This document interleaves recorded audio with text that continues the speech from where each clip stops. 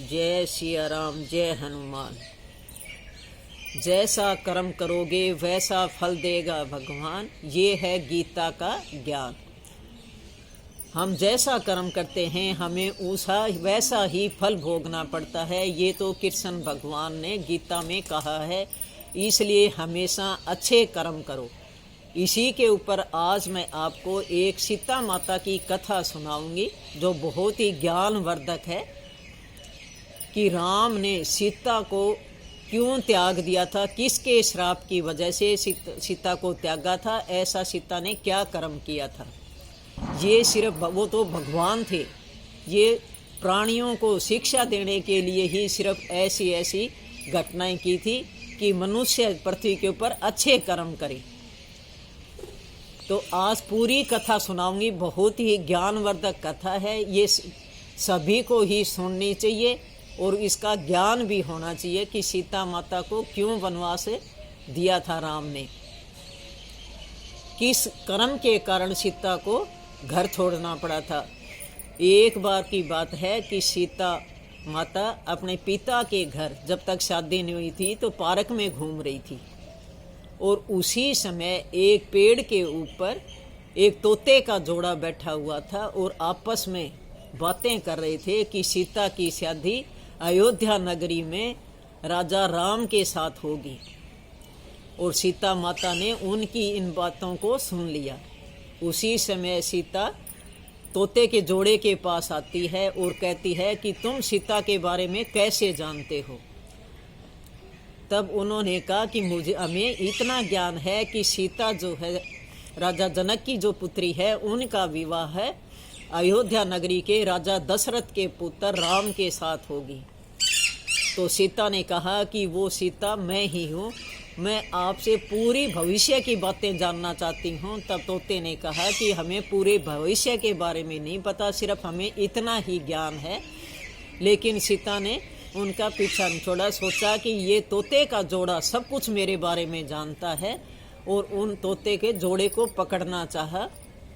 उसी समय तोते की पत्नी उड़ जाती है और सीता तोते को पकड़कर अपने घर ले आती है। तोता बहुत हाथ जोड़ जोड़ कर विनती करता है कि सीता मुझे छोड़ दो, मेरी पत्नी गर्भवती है, वो कहाँ कहाँ जंगल में भटकेगी, कैसे बच्चे पैदा करेगी, उसका करने वाला कोई भी नहीं है, तो मुझे तुम छोड़ दो। बहुत विनती करता है तोता, लेकिन सीता जो है उनको नहीं छोड़ती।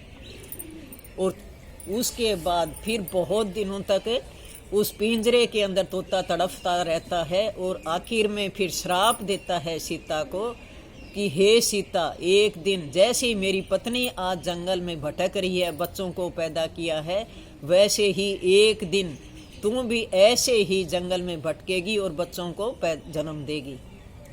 और वो तोता अपने प्राण त्याग देता है, उसी समय तोता मर जाता है।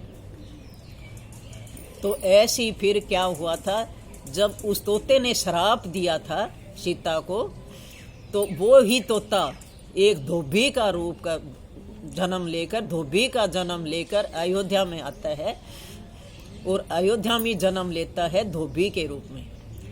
जब सीता और राम वनवास काट कर वापिस अयोध्या आ जाते हैं, राज करने लगता है राम, तो अपनी नगरी में घूम रहे थे कि हमारी जनता कैसे रह रही है।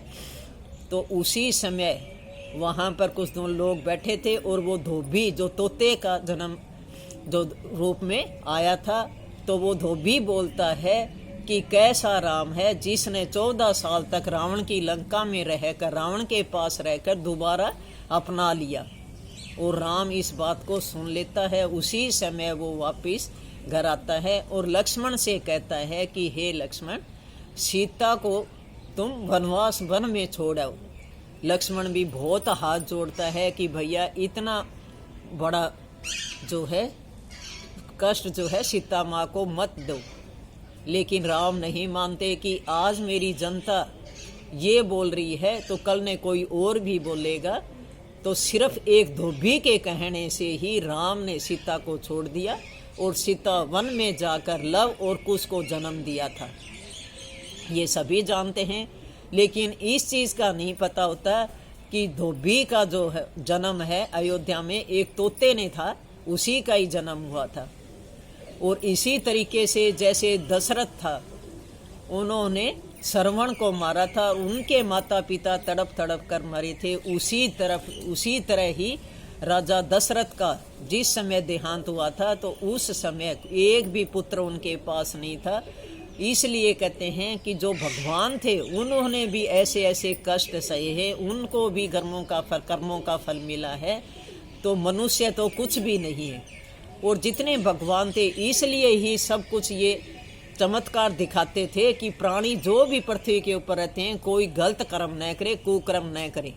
और फिर भी हम गलत काम करते भी हैं और उसकी सजा भी भोगते हैं। आज कोई भी किसी को देखकर खुश नहीं है, आपस में लड़ाई झगड़े, कोई परिवार खत्म होते जा रहे हैं, ऐसे ऐसे कांड होते हैं, ऐसे कर्म। लेकिन सबको आप देख रहे हो इतना ही सजा मिलती है अपने कर्मों की।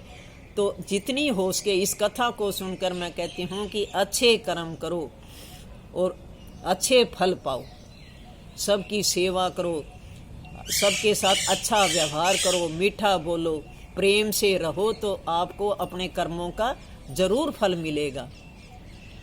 तो अब जैसी भी मैंने ये कथा सुनाई है, अगर कुछ गलती होगी हो उसमें तो माफ़ करना। और दादी माँ का चैनल ज़रूर सब्सक्राइब करना। बहुत ही ज्ञानवर्धक कथा है, ये बच्चों को भी सुनानी चाहिए कि आप अच्छे काम करो तो बच्चों पे भी असर पड़ता है। सभी के लिए ज्ञानवर्धक ये कथा है।